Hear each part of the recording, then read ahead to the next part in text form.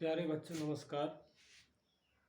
आज हम कक्षा 9 की क्लास आगे कंटिन्यू करते हैं, जिसमें से हम लोगों ने पिछली क्लास के अंदर कक्षा 9 की संख्या पद्धति के कुछ तथ्यों को जाना, जिसमें से हम लोगों ने प्राकृतिक संख्या भी सीखी कि प्राकृतिक संख्या क्या है, फिर पूर्ण संख्या भी सीखा, फिर इसके बाद सम संख्या भी सीखा। तो सम संख्या में हमने सीखा कि भाई सम संख्या है क्या, ये सम संख्या कहते किसे। तो ऐसी संख्या जो 2 से पूरी तरह विभाजित हो जाए उसे सम संख्या कहते हैं। जैसे आपके सामने रखा जाए 4, 6, 8, 10, 12 और 14 और 16, इसी तरह हम लोग बढ़ते हुए चले जाएं। अब सम संख्याओं का मतलब कि हर एक संख्या के बीच में 2 का गैप होना, 2 का अंतर होना। जैसे इधर पास बात 4 और 6 की जाए तो 4 और 6 के बीच में क्या 2 का अंतर है? बिल्कुल है। क्या 6 और 8 के बीच में 2 का अंतर है? बिल्कुल है। क्या 8 और 10 के बीच में 2 का अंतर है? बिल्कुल है। तो सम संख्याएं हमेशा 2 के गैप में होती हैं, हमेशा 2 के गैप। उनके 2 सम संख्याओं के मध्य का, अगर वो क्रमागत सम संख्याएं होंगी तो 2 संख्याओं के मध्य का जो अंतर होगा वह सदैव 2 आएगा, अगर वह क्रमागत है तो यहां तक हम लोगों ने कल सीखा। अब सम संख्या के बाद अगली हेडिंग आज डालेंगे कि विषम संख्या क्या है। विषम संख्या किसे कहते हैं? तो बात जब विषम संख्या की आ जाए तो कहा जाएगा, जानी मानी परिभाषा एक छोटी सी, कि वह संख्या जो 2 से पूरी तरह विभाजित ना हो, वह संख्या जो 2 से पूरी तरह विभाजित ना हो, विभाजित ना हो, वह संख्या या वह अंक जो 2 से पूरी तरह विभाजित ना हो, विषम संख्या, ये विषम अंक कहलाता है। अब विषम अंक कहलाता है तो 2 से पूरी तरह विभाजित का मतलब कैसा? कि भाई एक तो संख्या वह होगी जो 2 से पूरी तरह विभाजित हो जाएगी। विभाजित हो जाने का मतलब कि शेषफल के रूप में आपको मिला क्या? 0। वो पूर्ण विभाजित हो गई। लेकिन ना विभाजित होने का मतलब कि शेषफल के रूप में आपको कोई पूर्णांक मिल गया, 1 मिल गया, 2 मिल गया, 3 मिल गया, 4 मिल गया, 5 मिल गया, कुछ भी मिल सकता। तो फिर पूर्ण, तो अब शेषफल आपको मिल गया तो प्यारे भैया वो फिर विभाजित कहाँ हो गई उसमें, क्योंकि आपको कुछ ना कुछ शेषफल मिल गया। तो जैसे इधर पास बात करते हैं उदाहरण के तौर पर कि 3 क्या हमारा विषम अंक होगा? बिल्कुल होगा, क्योंकि 3 2 से कहाँ कटता है।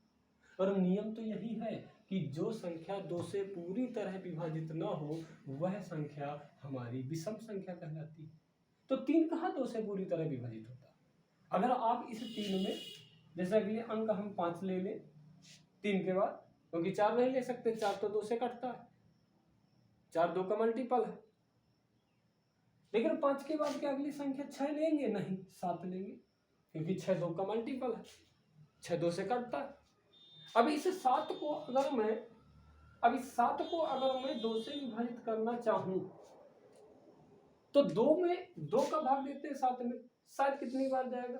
3 बार, 2 3 6। अब 3 बार गया, 6 आया, शेषफल बच गया 1, शेषफल बच गया 1। तो जब शेषफल 1 बच गया तो फिर ये संख्या हमारी 2 से विभाजित कहाँ हुई?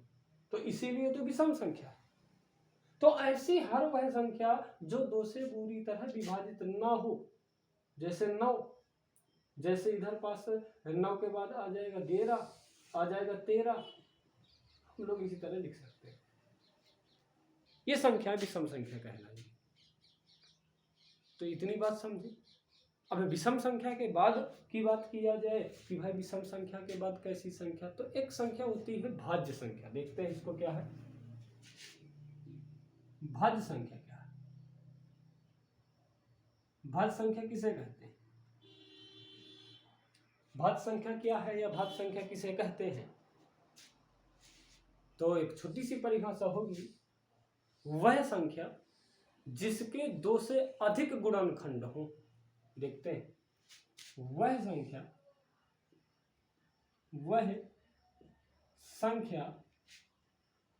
जिसके दो से अधिक गुणनखंड हो, वह संख्या जिसके दो से अधिक गुणनखंड हो वह भाज्य संख्या होती है। अब गुणनखंड का मतलब कि जैसे इधर पास उदाहरण लिखते हैं छोटा सा, मैंने इधर पास 4 लिया। अब 4 मेरे भाई 1 से भी कटता है। अगर इस 4 को 1 से विभाजित करेंगे तो 4 1 से विभाजित होता है, लेकिन 4 के मान में कोई परिवर्तन नहीं हो रहा कि आपने सोचा कि भाई 1 का भाग 4 में दे लो तो इसके मान में कोई परिवर्तन हो गया। यह संभव है। जब आप 1 से किसी पूर्णांक को विभाजित करते हो तो उसके मान में कोई परिवर्तन नहीं होता, लेकिन 1 के बाद 2 ले लो। क्या यह 4 2 से कटता है? बिल्कुल कटता है। तो अगर 4 2 से कटता है तो इधर एक प्रश्न बन गया कि भाई 4 तो हमने भाज्य संख्या के अंदर रखा, लेकिन यह 2 से विभाजित होता है तो सम संख्या भी। बिल्कुल, जितनी भी सम संख्याएं हैं सभी की सभी हमारी कैसी संख्याएं? भाज्य संख्या कहलाएंगी। लेकिन आप विषम संख्याओं को क्या भाज्य संख्या बोलेंगे? तो सभी की सभी विषम संख्याओं को भाज्य संख्या नहीं बोल सकते, क्योंकि विषम संख्याओं के अंदर कुछ ऐसी संख्याएं भी आएंगी जो तो भाज्य होंगी और कुछ ऐसी संख्याएं होंगी जो अभाज्य होंगी, जो इसके आगे हम सीखेंगे अभी। तो इधर पास भाज्य की संख्या की परिभाषा हो गई कि वह संख्या जिसके 2 से अधिक गुणनखंड हो। तो इधर पास 4 2 से भी कटता है। अब 4 को हम 3 से काटने का प्रयास अगर करें तो भाई 4 3 से नहीं कटता। भाई जरूरी थोड़ा है कि हर एक संख्या से कट जाए। आप 1 से भी उसे काट लो, 2 से भी उसे काट लो, 3 से भी उसी काट लो, 4 से भी उसी काट लो, 5 से भी उसी काट लो, 6 से भी उसी काट लो, तो वो फिर सबसे मार खा रही है। ऐसा थोड़ा है कि हर एक संख्या सबसे कटे, कुछ संख्याओं से कटेगी, कुछ संख्याओं से नहीं कटेगी।